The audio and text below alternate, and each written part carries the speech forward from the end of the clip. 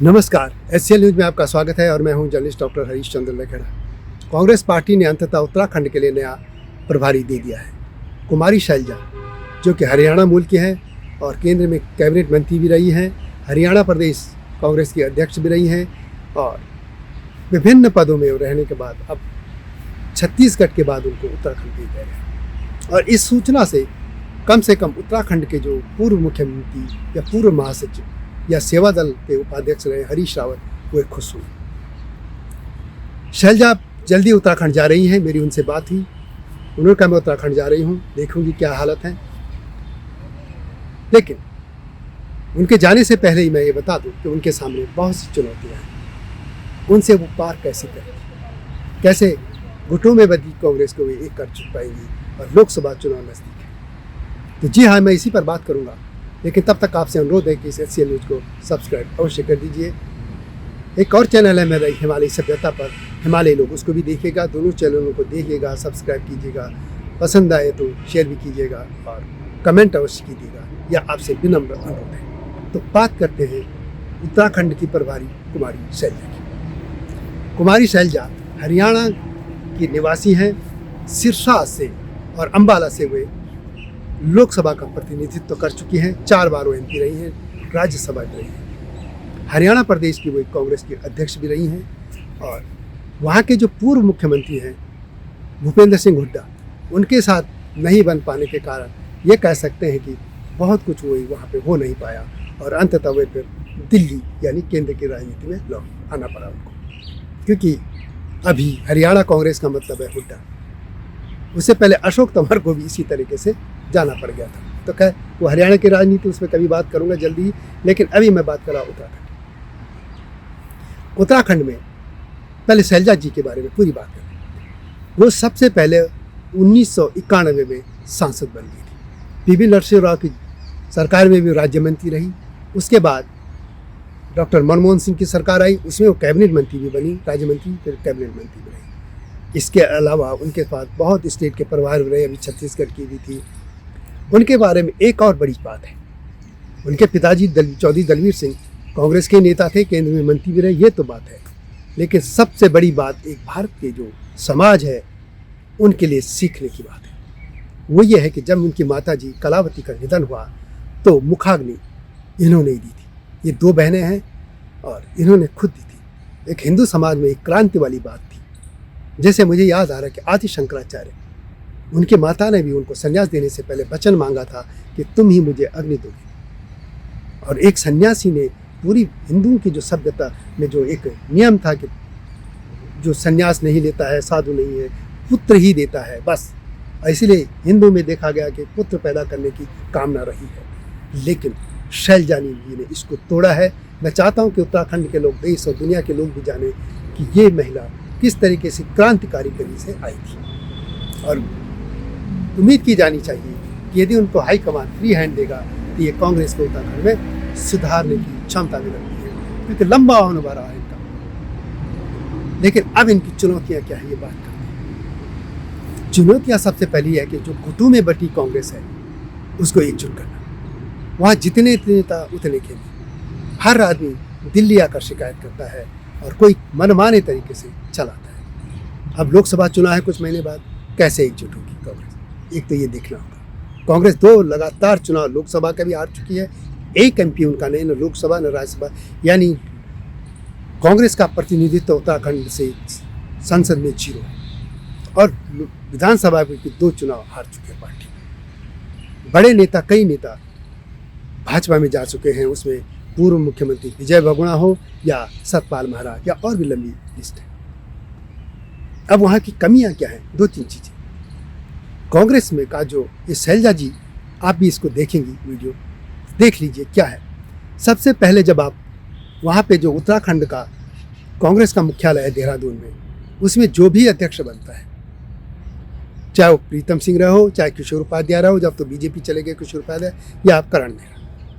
उत्तराखंड में जब भी कोई नया अध्यक्ष बनता है प्रदेश का, तो वहाँ पे कुछ लोग ऐसे हैं जो पार्टी के इर्द गिर्द ही वहाँ मुख्यालय के आसपास घूमते हैं और रोज़ सुबह 10-11 बजे पहुँच जाते हैं और शाम तक बैठे होते हैं। और वो उस अध्यक्ष को इस तरीके से जिसको चने की झाड़ में चढ़ाना कहते हैं, कि वो कहते हैं कि बस अब तो आप ही जीतोगे, मुख्यमंत्री आप ही बनोगे, मुख्यमंत्री बात बनोगे, और ये करके वो उनके नज़दीक जाते हैं और हर चीज़ फेर लेना चाहते हैं। लेकिन जो अध्यक्ष है उसको अपना संगठन भी चलाना है, कर्मचारियों को तनख्वाह भी देनी है, और संभवतः कुछ केंद्रीय जो पार्टी है उसके फंड में भी देना होता होगा, कुछ इस तरीके से जो भी है, यानी पैसे की ज़रूरत होती है। तो उसमें फिर यही लोग जो वहाँ गिरद गिरद हैं वो ऐसे धन्ना सेठों को पकड़ के इनको लाते हैं कि जिनके काम, जिनसे पैसा भी चाहिए पार्टी चलाने के लिए, तो उनके अच्छे बुरे काम पार्टी अध्यक्ष को कराने होते हैं, या एमएलए से, या जो भी है।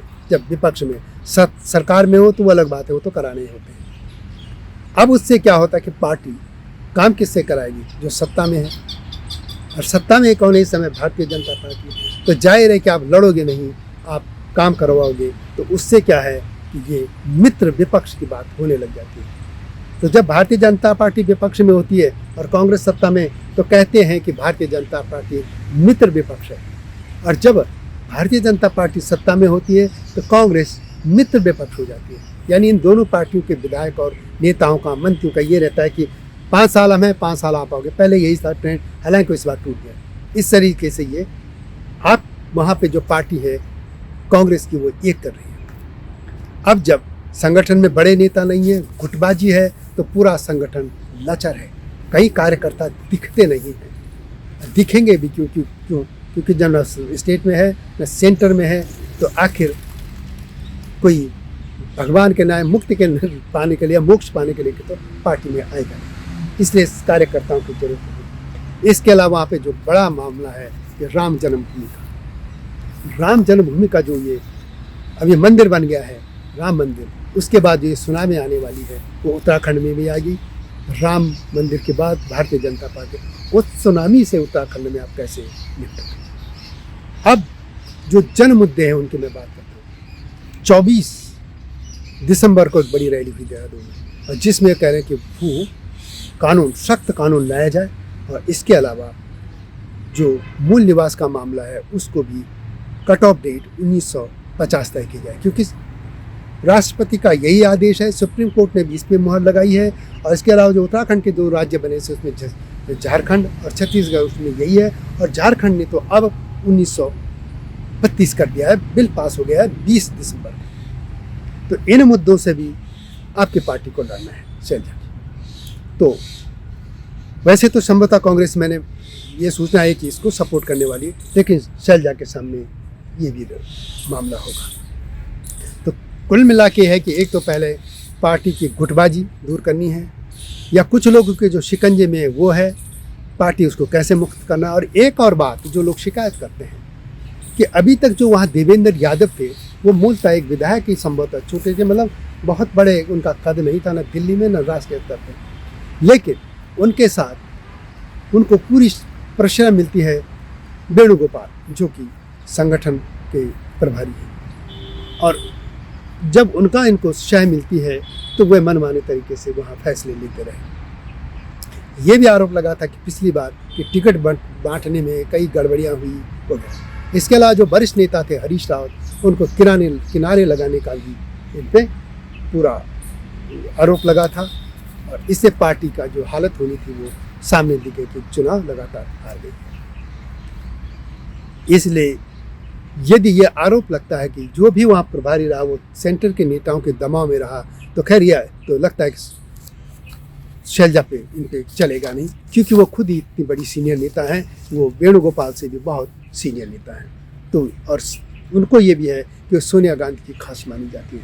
तो इसलिए उत्तराखंड के कांग्रेस नेता ये तो मान के चल सकते हैं कि वो सीधे तौर पर यदि बात मानेंगे किसी की, तो कांग्रेस की सुप्रीम नेता सोनिया गांधी या राहुल गांधी या अध्यक्ष खड़गे, बस इनके अलावा वो किसी के वो मानेगी नहीं। एक तो कांग्रेस वालों को ये भी समझ लेना चाहिए।